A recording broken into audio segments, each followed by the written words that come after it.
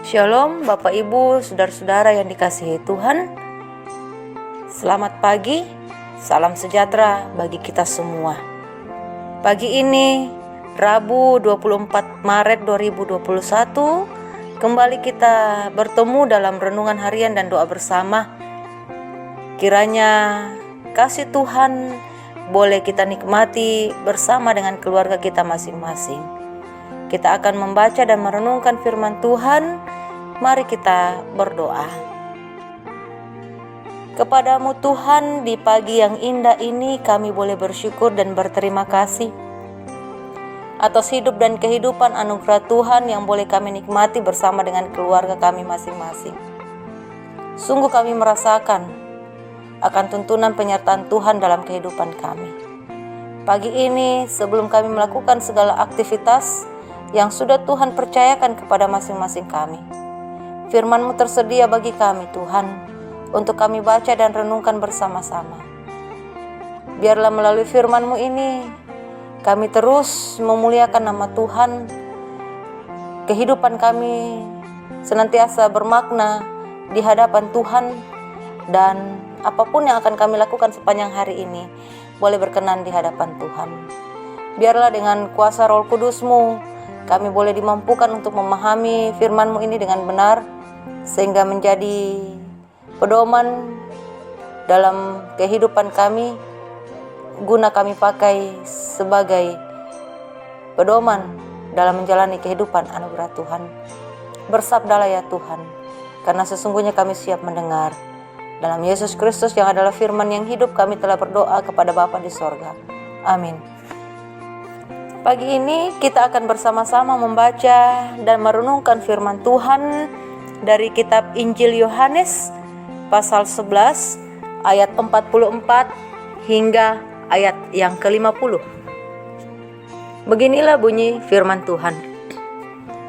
Orang yang telah mati itu datang keluar, kaki dan tangannya masih terikat dengan kain kapan dan mukanya tertutup dengan kain peluh. Kata Yesus kepada mereka, "Bukalah kain-kain itu dan biarkanlah dia pergi." Banyak di antara orang-orang Yahudi yang datang melawat Maria dan yang menyaksikan sendiri apa yang telah dibuat Yesus percaya kepadanya. Tetapi ada yang pergi kepada orang-orang Farisi dan menceritakan kepada mereka apa yang telah dibuat Yesus itu. Lalu imam-imam kepala dan orang-orang Farisi memanggil mahkamah agama untuk berkumpul, dan mereka berkata, "Apakah yang harus kita buat?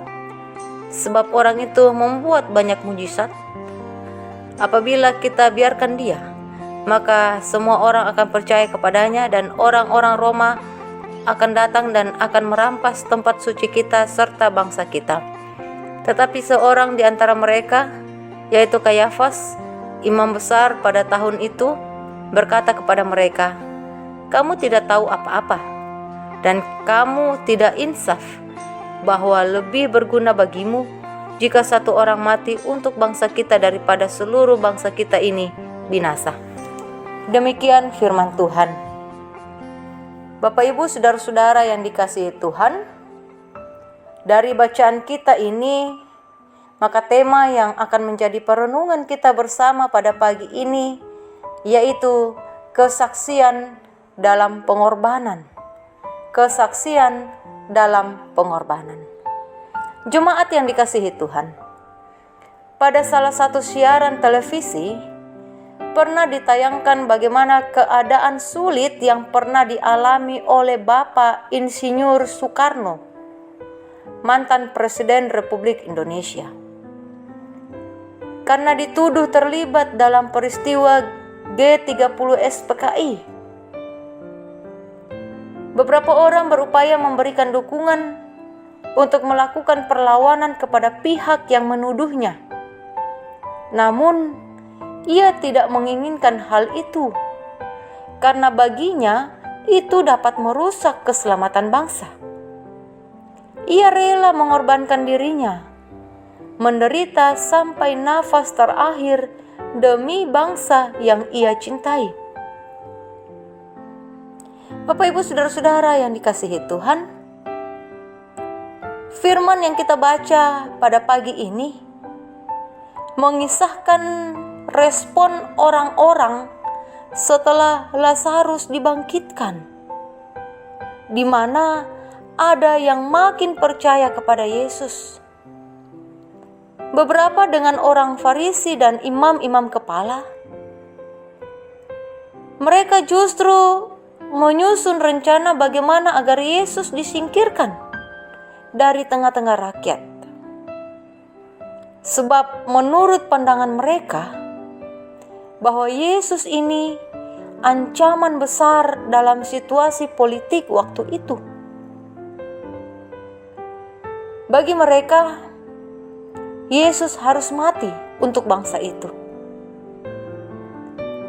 Menurut pendapat Kayafas, sebagai yang menjabat imam besar waktu itu, perlulah Yesus dikorbankan untuk menyelamatkan bangsa Yahudi dari bahaya politik yang ditimbulkan oleh Yesus.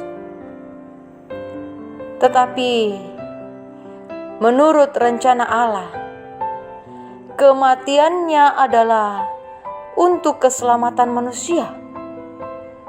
Itulah bukti kasih Allah bagi dunia ini. Jemaat yang dikasihi Tuhan, kasih itu melayani dan selalu bersedia berkorban. Sebab sebagai pengikut Kristus, tekanan sering datang menyerang. Namun, kita percaya bahwa Allah turut bekerja dalam berbagai kesulitan dan mengubahnya menjadi sukacita bagi yang tetap mengasihi Allah. Allah hadir dalam setiap keadaan sulit untuk memajukan pemberitaan Injil ke seluruh dunia. Karena itu, kita dipanggil untuk tetap bertahan dan tetap setia bersaksi pada panggilan yang mulia dari Allah.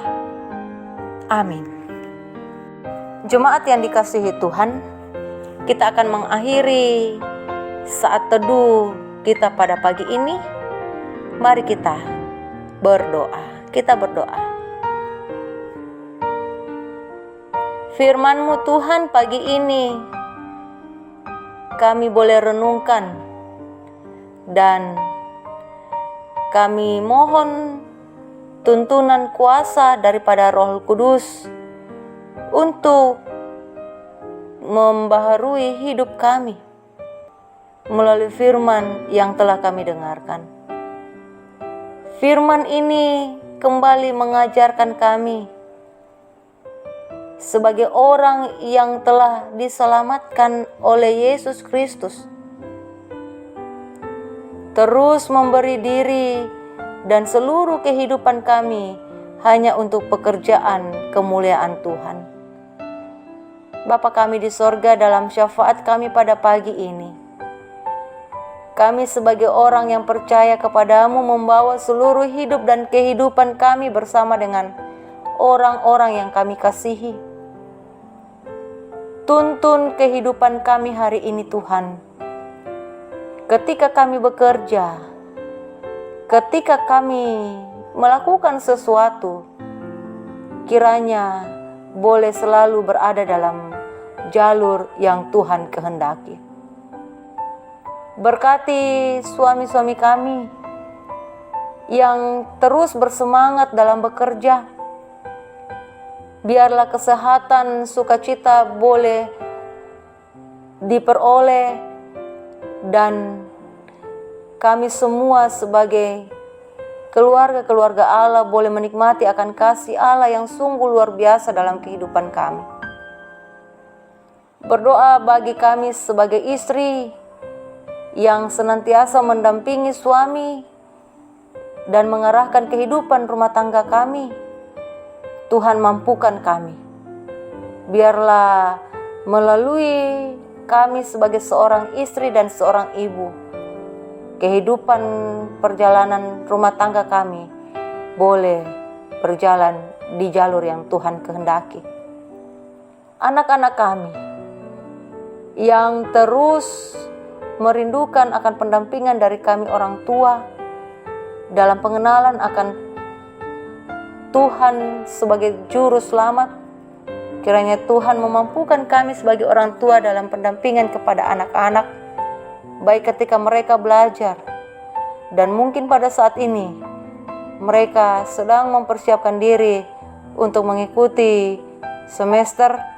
Tuhan berkati, karuniakan kesehatan kepada anak-anak kami, sehingga ketika belajar, mereka boleh belajar dengan baik, dan pelajaran itu boleh dipahami dengan baik. Itu semua demi masa depan mereka. Bapa kami di sorga, kehidupan kami hari ini kami serahkan ke dalam tangan kasih Tuhan. Kami percaya Tuhan senantiasa bersama-sama dengan kami, akan menjauhkan kami dari mara bahaya yang akan mencelakakan kehidupan kami, termasuk virus corona. Tuhan, pulihkan negeri kami, pulihkan umat-Mu yang terinfeksi, dan kuasai kami semua, sehingga pandemi ini berlalu daripada kami. Bapa kami di sorga, segala rencana kami hari ini Tuhan berkati, biarlah berkenan di hadapan Tuhan. Bapa kami di sorga, berdoa akan program-program dari jemaat-Mu, Jemaat Efrata Bontang. Kiranya Tuhan memberkati, baik sebagai pimpinan majelis dan juga segenap majelis dalam mengangkat tugas dan pelayanan mereka. Kiranya Tuhan memberkati. Pengurus-pengurus OIG juga, kiranya Tuhan memberkati.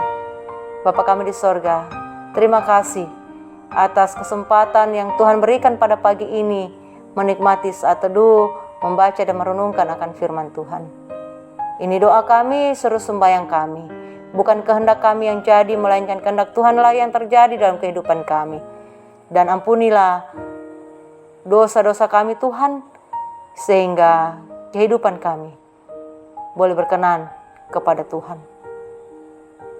Amin. Demikianlah renungan harian dan doa bersama. Kiranya hari ini boleh kita lalui dengan penuh sukacita, penuh tanggung jawab, dan kasih Tuhan menaungi kita semua. Salam sehat, Tuhan Yesus memberkati. Amin.